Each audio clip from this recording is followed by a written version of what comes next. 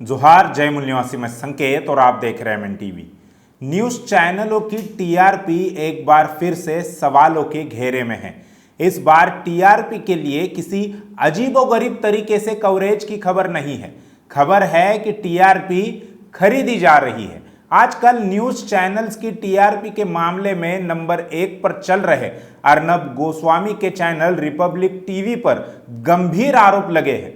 Mumbai police का आरोप है कि घरों में जाकर लोगों को चैनल लगाए रखने के लिए कहा जाता था और इसके लिए लोगों को 500 रुपए प्रति महीने भी दिए जाते थे। मामले में 2 दूसरे चैनलों के लोग गिरफ्तार भी हुए हैं। कुल 4 लोग पकड़े गए हैं।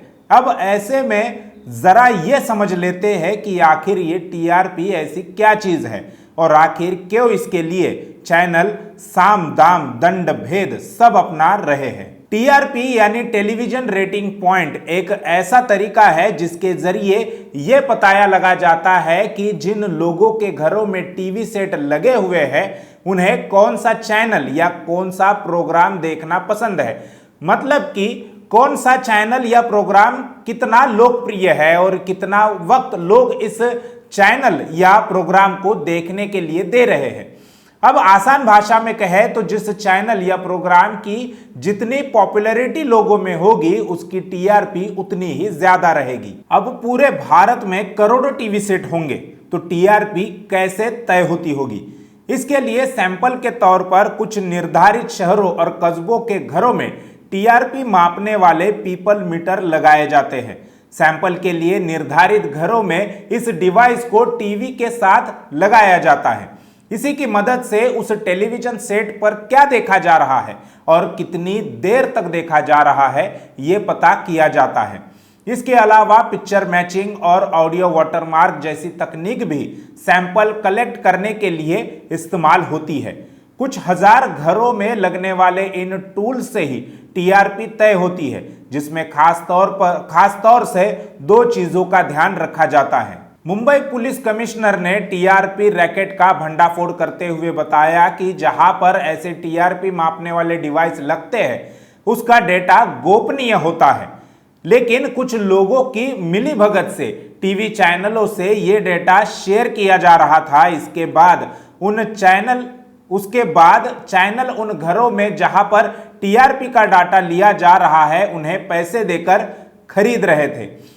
उन घरों में रहने वाले लोगों को कहा जाता था कि आप इसी चैनल को लगाकर रखिएगा, चाहे उसे देखे या ना देखे।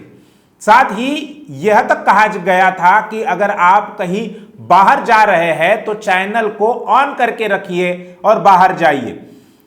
वहीं कुछ मामलों में तो बिना पढ़े लिखे लोगों के घरों में अंग्रेजी के चैनलों को ऑन रखा जाता था। इसके लिए हर परिवार को पैसे दिए जाते थे। ब्रॉडकास्ट ऑडियंस रिसर्च काउंसिल यानी BARC यानी बार्क टीआरपी तय करती है। यह एक ऐसी इंडस्ट्री बॉडी है जिसे एडवर्टाइजर, एड एजेंसियां और ब्रॉडकास्टिंग कंपनियां चलाती है।